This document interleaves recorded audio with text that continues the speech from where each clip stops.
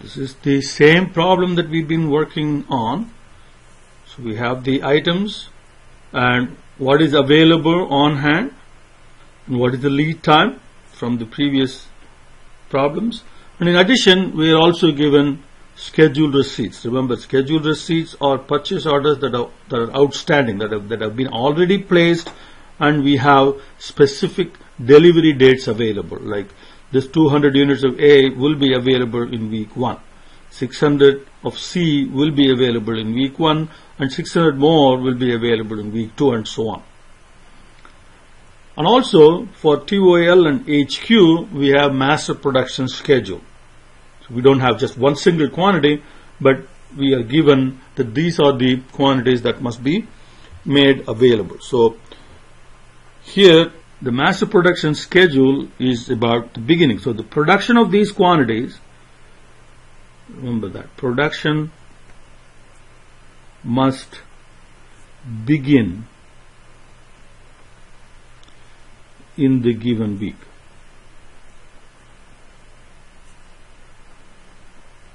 Okay, so we are assuming that. So the MPS here means that 50 units of TOL must begin production in week 1. The production for 50 units of TOL must begin in week 1. Production of 100 units of HQ must begin in week 1. Okay. So in which case, beginning in week 1, the products that are the components required for that production must be available at that point in time. Now once again, we have to do the computations in the low level code order. So we have low level code. Okay, we'll skip 0 because we know 0 is already, the master production schedule is already done.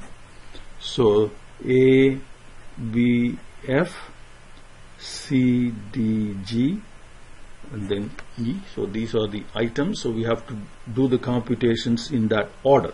So we begin with item A.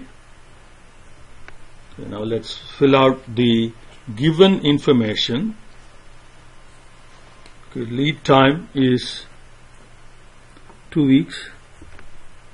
Okay, given right here. And we have available 200, so we're going to put that here. So remember, our current time is right here. This is the current time.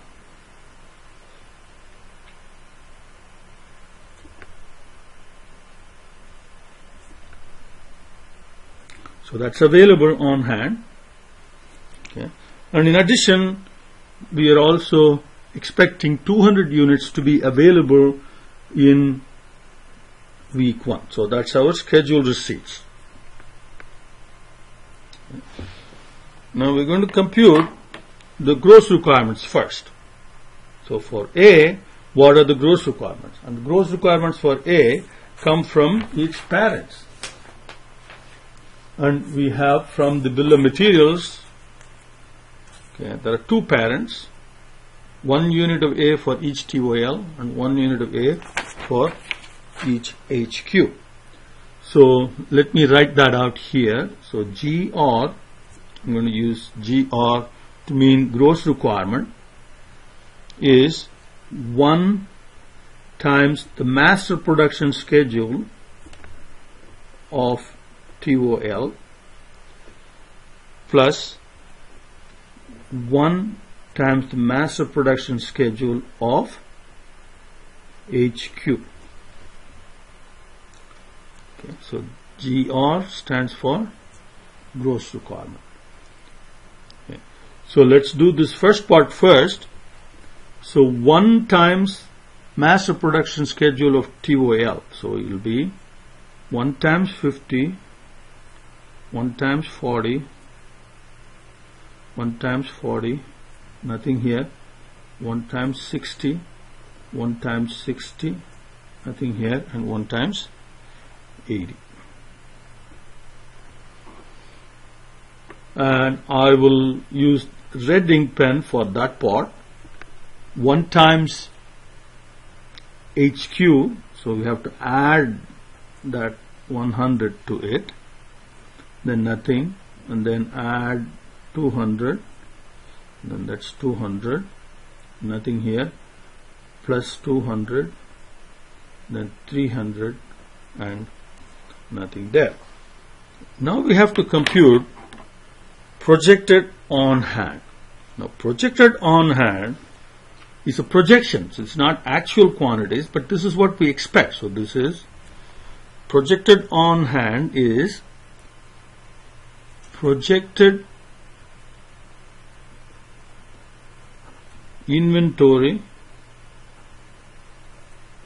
at the start of a week, at the beginning of a week, start of a week. So that's important. You need to remember that the numbers that we're going to have here are at the beginning of the week.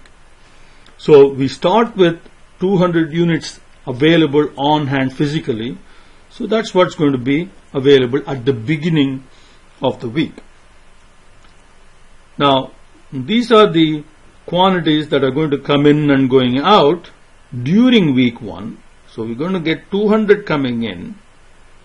So 200 already available plus 200, so that will be 400 totally available during the week.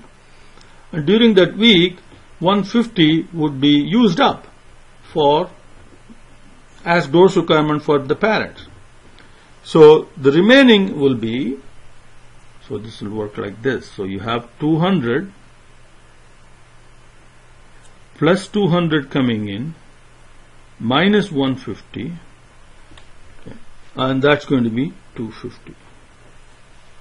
So that's what the projected on hand. Okay, so this is that. So this is the projected on hand for week 2, at the beginning of week 2. Now, during week 2, 40 units of that 250 will get used up. So you'll end up with 210 as at the beginning of week 3. Now we have 210 available, but the requirement is 240. So it's not going to be sufficient to meet that demand. So we have what is called a net requirement. So this is net requirement of what? You need 30 more. If you have 30 more, then that will be okay. But 30 is not available. You are falling short by 30 units. So that's the one that we need to plan on receiving. We have to plan to receive that 30 units. If you have to receive 30 units in week 3, when should you order it? So that's planned order release. The lead time is 2 weeks, so we have to go back by 2 weeks and order it in week 1. So this is lead time equal to 2 weeks.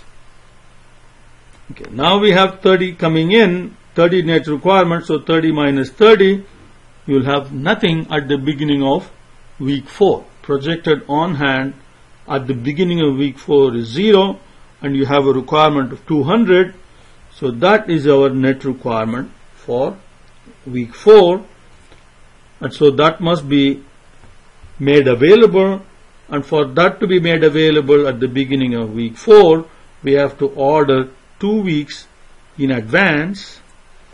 So for that, then 200 minus 200 will be 0. So you get the hang of it. So that 60 is your net requirement and must be made available. So you have to order 2 weeks ahead.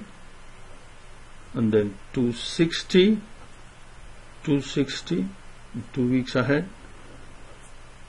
And then 300, sorry, this is 0. 300, 300, 0, 80, 80, and 80. So that completes the computation, the MRP computation for item A.